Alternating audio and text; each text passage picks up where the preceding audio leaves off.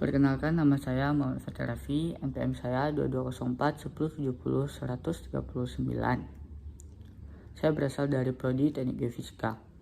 Pada kesempatan kali ini, saya akan menjelaskan sedikit tentang histori komputer.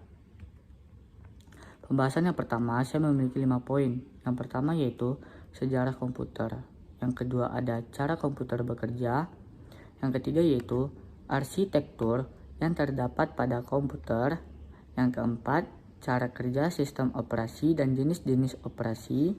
Dan yang kelima yaitu jenis software yang ada di pasaran beserta ownership-nya. Baiklah, yang pertama, sejarah komputer. Komputer sendiri pertama kali ditemukan pada tahun 1822 oleh seorang ahli matematika asal Inggris yang bernama Charles Babbage. Mulanya, Babbage bermaksud untuk menciptakan sebuah mesin hitung bertenaga uap yang dapat menghitung tabel-tabel angka.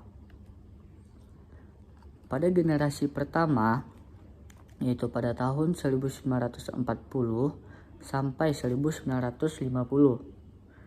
Komputer generasi pertama yaitu UNIVAC menggunakan 18.000 tabung vakum dengan ukuran 1.800 kaki dan beratnya sebesar 30 ton. Pengguna komputer harus menggunakan kertas lubang dan pita kertas sehingga input agar dapat melakukan output. Output yang dihasilkan yaitu berupa printout. Pada generasi kedua, yaitu pada tahun 1955 sampai 1960. Pada tabung vakum yang digunakan mulai tergantikan yaitu dengan transistor. Lebih efisien lagi pada generasi yang kedua ini. Kenapa? Karena bentuknya yang lebih kecil daripada tabung vakum serta juga lebih hemat energi. Pada generasi ketiga pada tahun 1965 sampai 1980. Pada generasi ketiga ini komputer sudah menggunakan ICS atau yang disebut dengan Integrated Circuits. Transistor tetap digunakan, akan tetapi ukurannya sudah diperkecil. Cikal bakal penggunaan keyboard dan monitor, visual display, dan dapat mengeluarkan suara.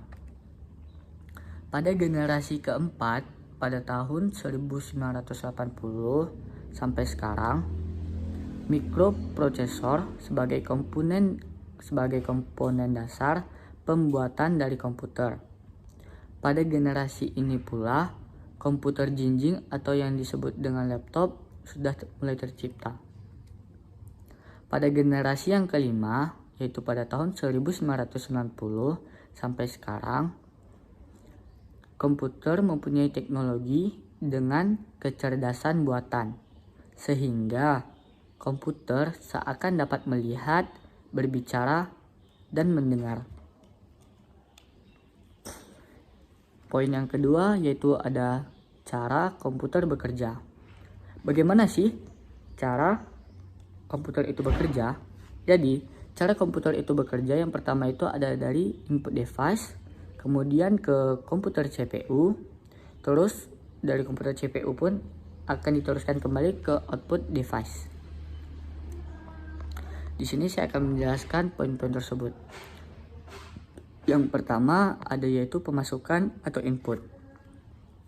Apa sih yang dimaksudkan input di dalam komputer? Jadi, tahap pemasukan atau input di dalam komputer ini merupakan tahap awal dari proses pengolahan yang terjadi pada sistem komputer. Tahap ini berupa pemasukan data mentah ke dalam sistem komputer melalui input device. Yang kedua ada pemrosesan atau proses.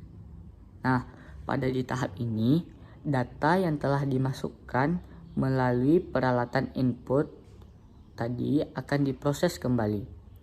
Tahap proses ini dilakukan oleh processing device atau yang disebut juga dengan CPU.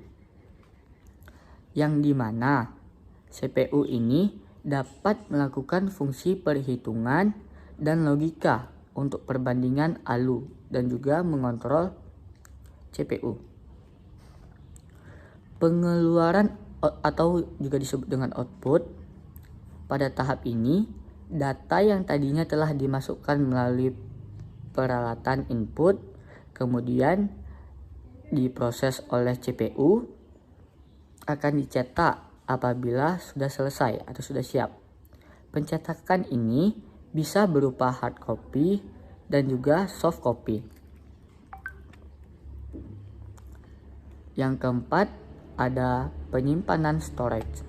Pada tahap ini merupakan proses perekaman hasil pengolahan ke alat penyimpan atau yang disebut dengan storage device dan dapat dipergunakan kembali sebagai input untuk proses selanjutnya.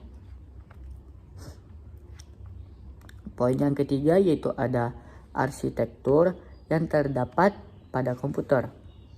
Menurut Barani Fakri dan kawan-kawan di dalam buku Arsitektur dan Organisasi Komputer pada tahun 2020, arsitektur komputer adalah konsep perencanaan secara struktur pengoperasian dasar dari sebuah sistem komputer. Yang pertama itu ada ALU atau Arithmetic Logic Unit.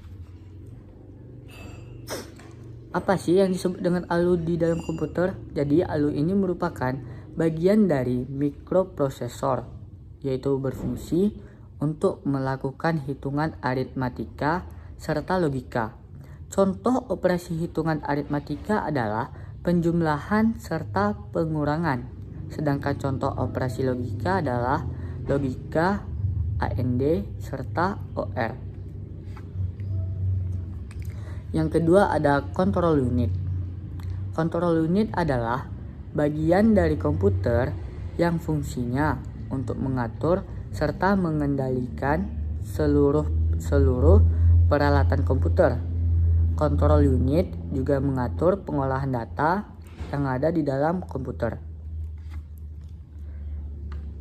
Kemudian ada memori. Memori merupakan media penyimpanan pada komputer.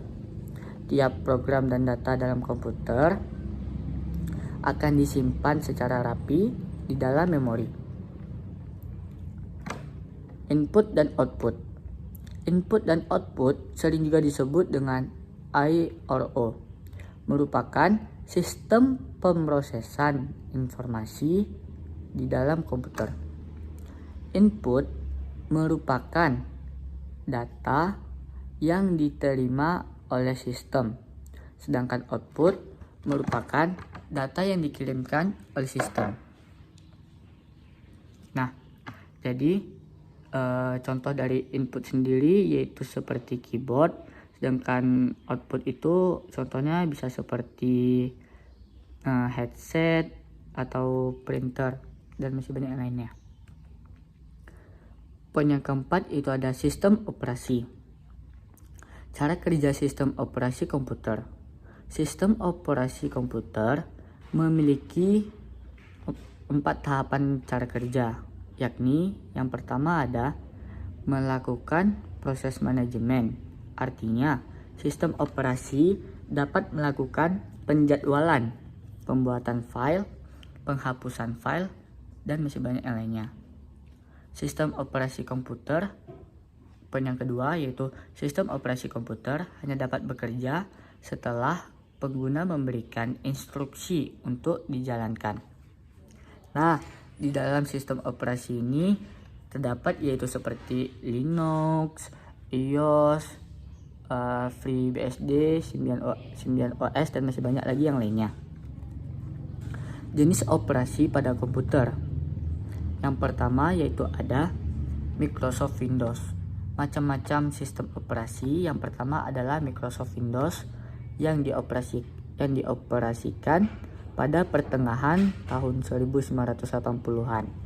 Yang kedua yaitu ada Linux, yang ketiga ada Mac OS, yang keempat ada Microsoft DOS atau yang bisa disebut dengan Disk Operating System. Yang kelima ada Amiga, yang keenam ada Unix. Poin selanjutnya yaitu ada jenis software yang ada di pasaran beserta ownership-nya.